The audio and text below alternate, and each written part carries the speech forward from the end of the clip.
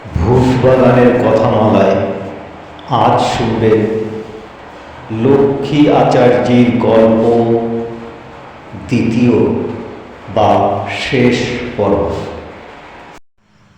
এলো পরের দিন সকালে আলাদপুরের লোকেরা আবার এসে হাজির। সেই ভজহরি বিশ্বাস, কেষ্টদাস আবার এলো, এসে হাত জোর করে বলল, পেন নাম হই আচার্যি মশাই। আচার্যি তখন দাওয়ায় বসে গঞ্জিকা সেবন করছিলেন। বললেন, কি ব্যাপার হে, আবার কি মনে করে? ব্যাপার সাংঘাতিক আচার্যি মশাই। আপনি চলে আসার পর ভূতটা আবার এসে ধরেছে রোগীকে।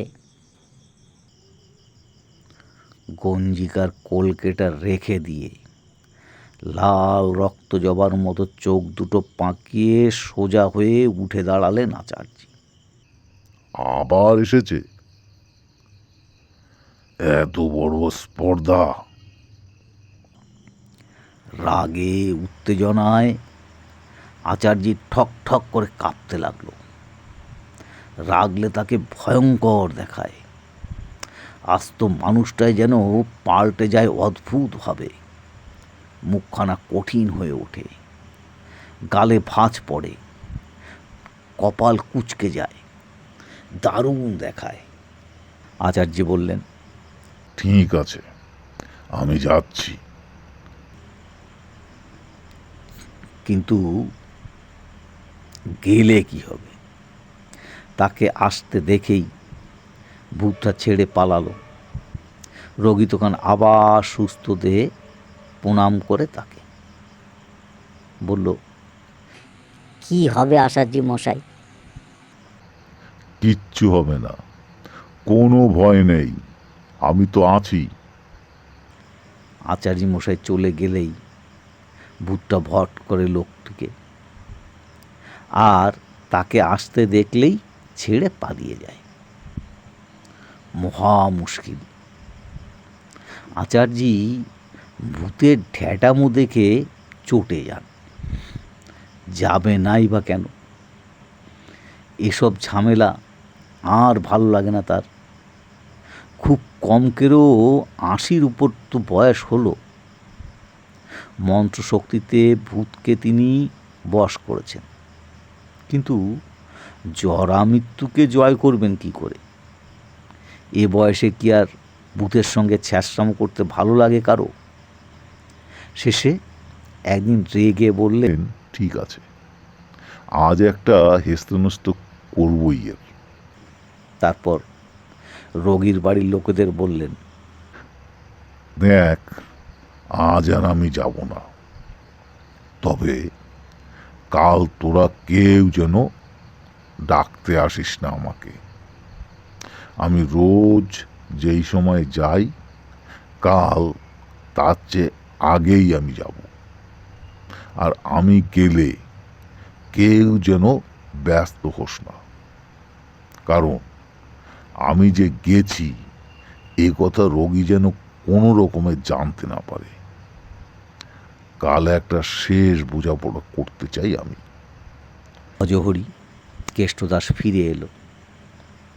পরদিন লক্ষ্মী আচার্যি ঠিক দুপুরবেলায় চললেন ভূত ছাড়াতে।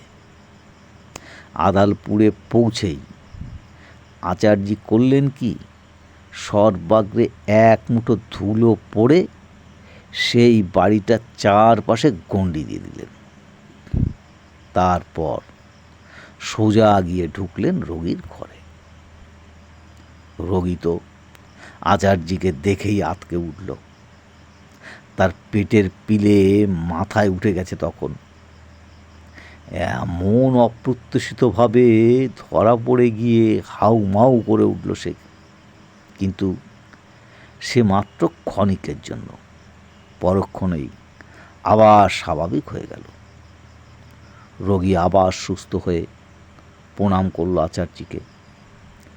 অতি কষ্টে চিচি করে বলল, মরে গেলুম আচার্যি মশাই, আর তো পারি না। এইমাত্র আপনাকে দেখে আমাকে ছেড়েছে। আপনি চলে গেলেই আবার ধরবে আমাকে। আচার্যি বলল, চুপ করে বসে থাকো তুমি। ওর যাওয়ার রাস্তা আমি বন্ধ করে দিয়ে এসেছি, আবার এক্ষুনি এসে ধরবেও তোমাকে। আচার্যের কথা শেষ হতে না হতেই চেঁচিয়ে উঠল রোগী। চোখ লাল করে বলল, ধরবে না তো কি করবে শুনি? এত লোকের হুলাহুটা হয়, তোর হয় না? তোর কি এমন পাকা ধানে মই দিয়েছি আমি যে আমাকে তাড়াবার জন্য এমন উঠে পড়ে লেগেছিস? আচার্যি বজ্র গম্ভীর কণ্ঠে বললেন, ওকে তুই ছেড়ে দিয়ে আবার কেন ধরেছিস বল? কেন ধরবো না? আমি তো চলেই যাচ্ছিলাম, কেন তুই গন্ডি দিলি? আজ তো শ্রাদ্ধ করব বলে গণ্ডি দিয়েছি। রোগী নিজের মনে বিড়বিড় করে কি যেন বলল, হয়তোবা গালাগালি করল।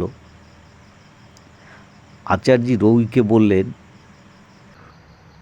তুই যে সেদিন বললি আমি ওকে ছেড়ে যাব, তা আবার কেন ধরলি? আর কোনো উত্তর নেই রোগীর মুখে। আচার্যি এবার তার ঝোলার ভেতর থেকে একটা মড়ার মাথার খুলি বের করলেন। খুলিটা দেখেই লাফিয়ে উঠল রোগী।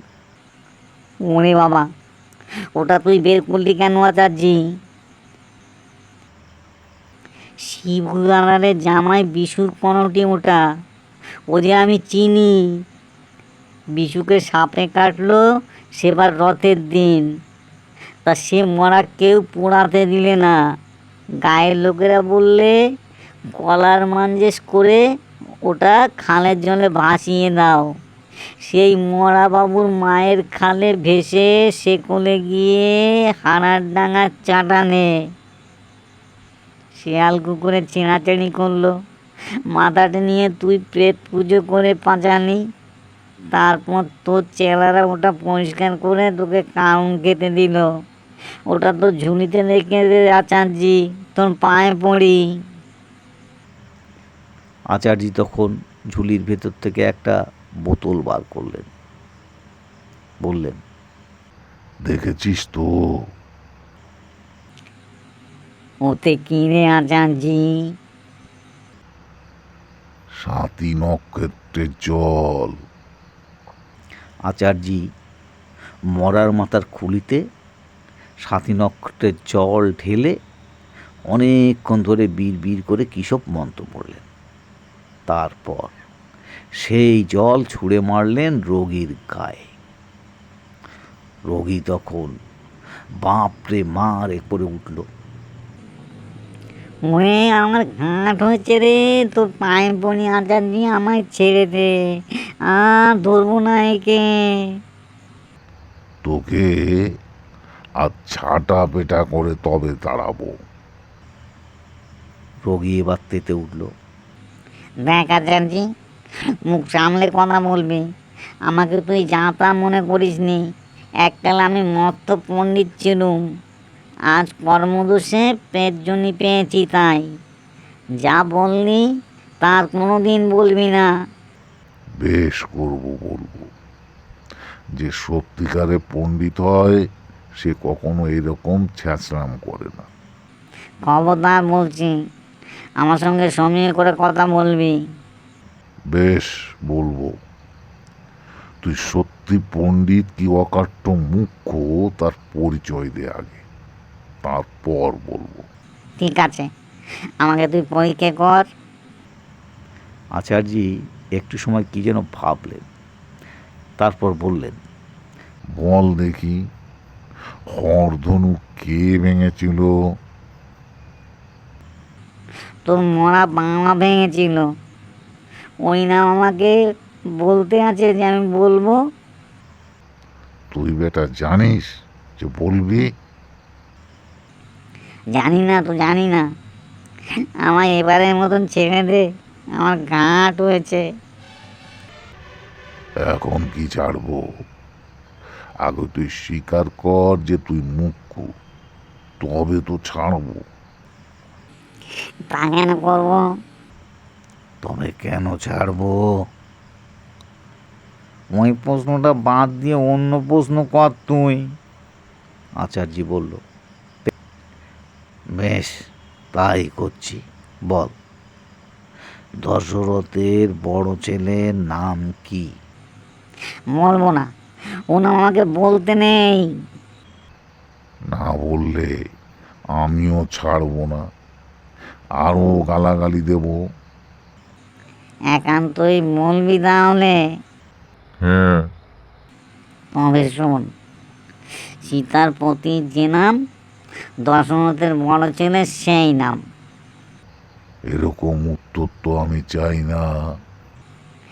আমার জ্বালাস না চাচ্ছি, ওই নাম বললে আমি উদ্ধার হয়ে যাব। আমি তিন সত্যি বলছি, আর কখনো এর ত্রিসীমানায় আসবো না। এবার আমায় ছেড়ে দে। যা, দূর হয়ে যা। তবে তুই যে যাচ্ছিস তার একটা চিহ্ন দিয়ে যা। কি চিহ্ন চাস তুই বল? ওই শিকলটাকে মুখে করে নিয়ে যা। ওরে বাবা, আমি পারবো না, আমার শরীর বড় দুর্বল। আমায় অন্য কিছু করতে বল আচার্যি। তবে ওই জুতো জোড়া নিয়ে যা। জুতো আমি ছুঁই না। বেশ, ওই পুকুর পাড়ের একটা কাঁচা ঢাল ভেঙে দিয়ে যা। তবে যাচ্ছি, গন্ডি মুছে দে। আচার্যি গণ্ডি কেটে দিলেন। তারপর সকলে বললেন, পাকুড় গাছের ডালটা ভাঙা মাত্রই তারা যেন রোগীকে ধরে ফেলে।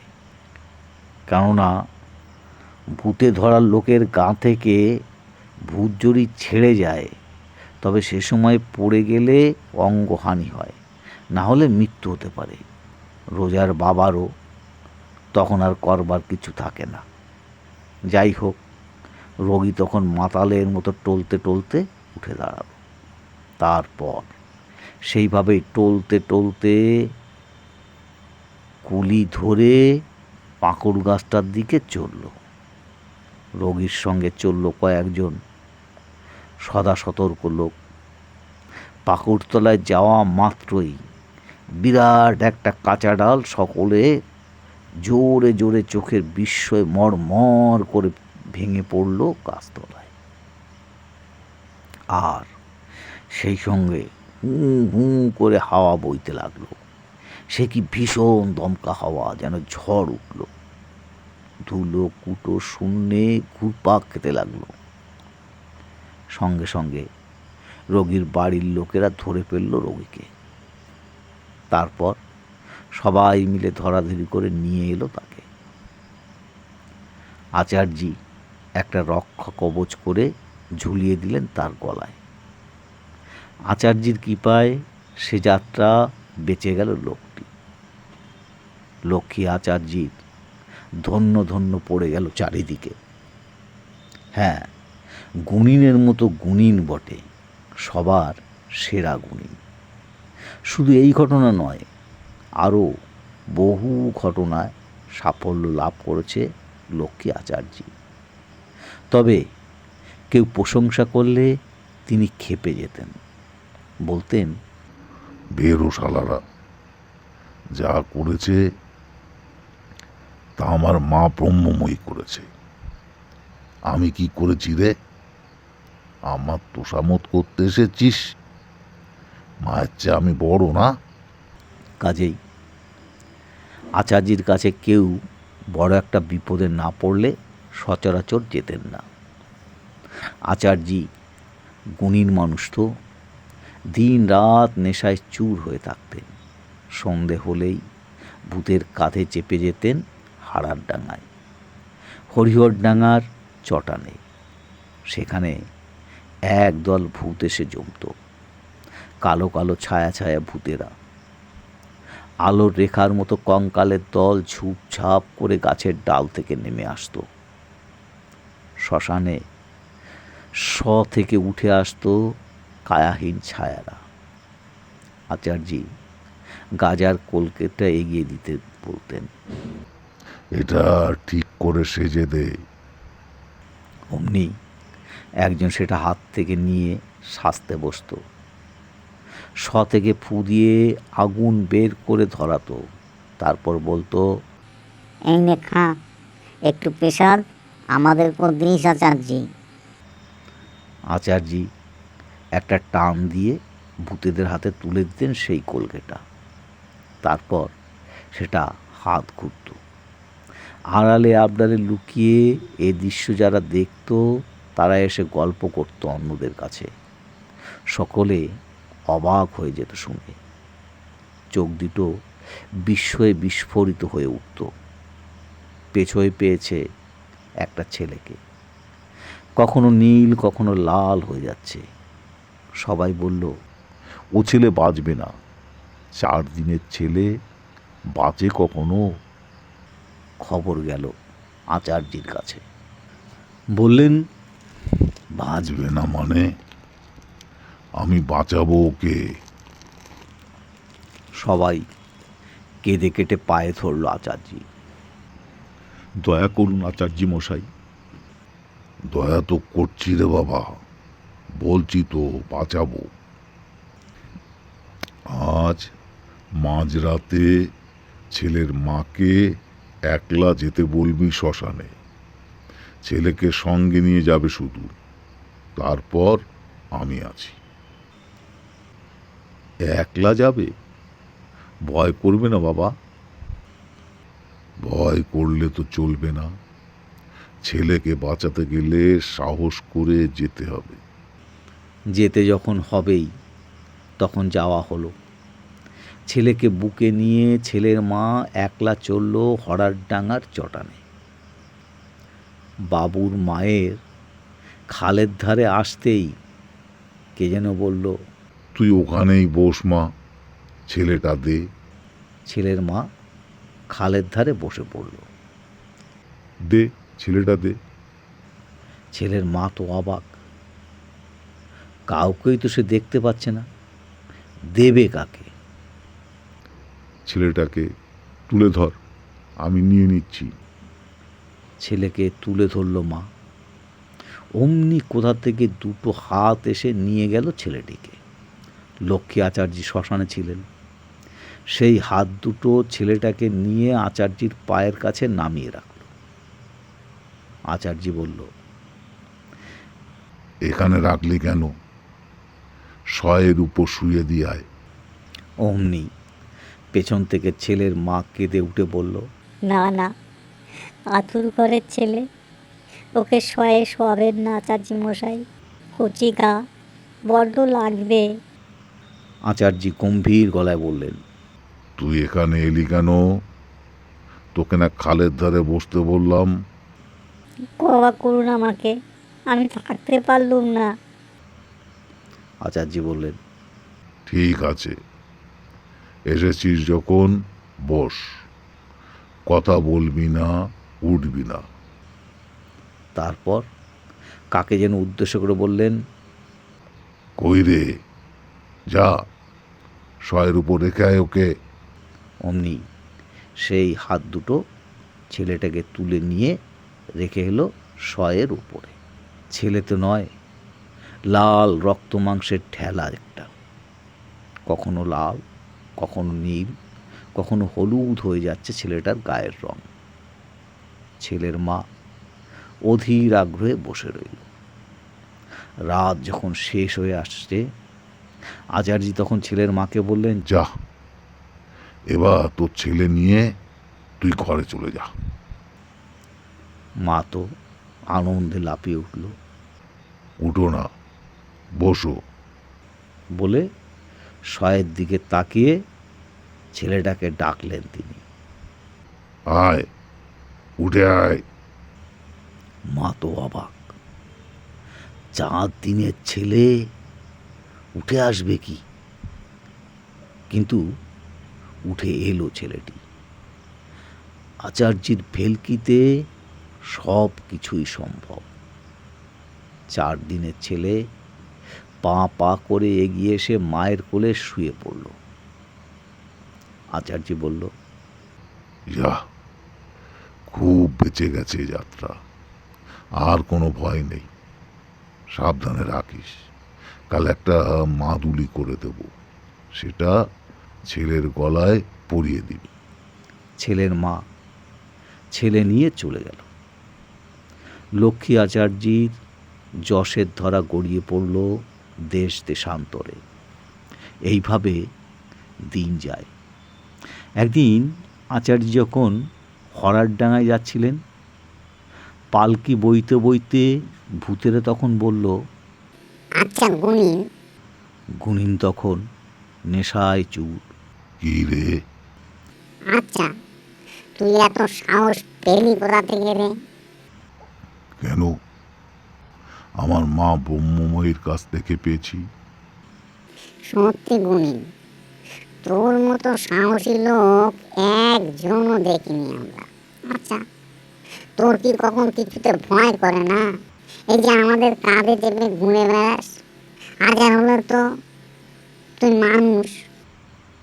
না, তোরা দেখছি ভূত তো ভূত। ভয় থাকলে কখনো তোদের কাঁধে চেপে ঘুরে বেড়াই? তা বটে, তা বটে। কিন্তু তোদের মতলবটা কি বলতো? আজ হঠাৎ কথা জিজ্ঞেস করছিস যে? না, মতলব আর কি, আজ আর হলে তুই আমাদের মনিক, তাই জিজ্ঞেস করছিলাম যদি তোর কোনো কিছুতে ভয় ডর থাকে তবে সে ভয়টা আমরা ভেঙে দেবো, এই আর কি। এই কথা রোজই হয়। আচার্য বলেন, তোরা বেটারা জ্বালিয়ে মারলি, আমার আবার ভয় কি? ভূতেরা বলল। বল না গুণী। আচার্য বলল, আমি কাউকে ভয় করি না, কোনো বেটাকেও ভয় করি না। ভূতেরা চুপ করে যায়। অন্যদিনের মতন সেদিনও সন্ধ্যার পর ভূতেরা আচার্যকে পালকি বয়ে আনছিল। আচার্য সেদিন দারুণ নেশা করেছিল। টিপ টিপ করে বৃষ্টি পড়ছিল। তা সত্ত্বেও সেই বৃষ্টিকে উপেক্ষা করে তিনি শ্মশানে যাচ্ছিলেন জপ করতে। অন্যদিনের মতো সেদিনও ভূতেরা বলল, বল না গুণী, তো কিসে ভয়? আচার্য বলল, এই ভয় আবার কিসের? বল না বাবা। নেশায় আরক্ত চোখ দুটিতে একবার চারিদিকে ঘুরিয়ে আচার্য বলল, একান্তই শুনবি? তাহলে শোন। হ্যাঁ হ্যাঁ, শুনবো শুনবো। ভয় অবশ্য তেমন কিছু নয়, তবে তবে তবে কি, বল বল না। শ্মশানে নামবার মুখে যে শেওড়া গাছটা আছে দেখেছিস? হ্যাঁ হ্যাঁ, ওই গাছের ডালে তো শশধর নাপিত গলায় দড়ি দিয়েছিল। হ্যাঁ, ওই শেওড়া গাছের ডাল থেকে একটা হুট্টারুর পাখি ডেকে উঠে। ডাকে, রোজ ডাকে। ওই পাখিটা যখন আচমকা ডেকে ওঠে তখন কেন জানি না আমার বুকের ভেতরটা ছ্যাঁত করে ওঠে। এই যা, আর কিচ্ছু নয়। এই কথা, তা আমাদের আগে বলিসনি কেন গুণী? দেখ না, আজই বেটাকে শেষ করে দিচ্ছি। দিবি? তাই দে, একেবারে খতম করে দে বেটাকে। সে কথা আর বলতে। কিছুক্ষণ পরে হরারডাঙ্গা এসে গেল। আর চরের ঢালে শ্মশানে নামার মুখেই বিপর্যয়টা ঘটে গেল হঠাৎ। ঘুটঘুটটি অন্ধকারে বন বাদারের ভেতর থেকে পাখিটা বিকট স্বরে ডেকে উঠল সেদিন, হু ট্যা করে। চমকে উঠল গুণী। আর সঙ্গে সঙ্গে মনে হলো কেউ যেন তার পালকিটাকে তেষ্টায়ের খোলার মতো ছুঁড়ে ফেলে দিল। অমনি কোটি কোটি গলায় কারা যেন ভীষণ রবে ডেকে উঠল সেই পাখিটার স্বর নকল করে, হু ট্যা করে। শুধু তারা নয়, আশপাশ থেকে চারিদিক থেকে তখন কি হাসি, হো হো হা হা আর্তনাদ করে উঠল। শ্মশানের থেকে যেন হাজার হাজার কায়াইন ছায়ার দল এলোমেলো উঠে দাঁড়ালো। গুনিন বুঝতে পারল আজ আর তার নিস্তার নেই। নেশার ঘোর কেটে গেছে তখন। বুক ঢিপ ঢিপ করছে ভয়ে। ছিটকে পড়ে গিয়ে গায়ে হাতে ভীষণ যন্ত্রণা হচ্ছে। কোমরের অস্থিসন্ধিটা ভেঙে গেল নাকি। বুকটা ভিজে ভিজে টেকছে, বোধহয় নাক দিয়ে রক্ত ঝরছে। আচার্য দেখতে পেলেন দুটো আধপোড়া হাত ক্রমশ ধীরে ধীরে তার গলার কাছে এগিয়ে আসছে। আর তারপর সব শেষ।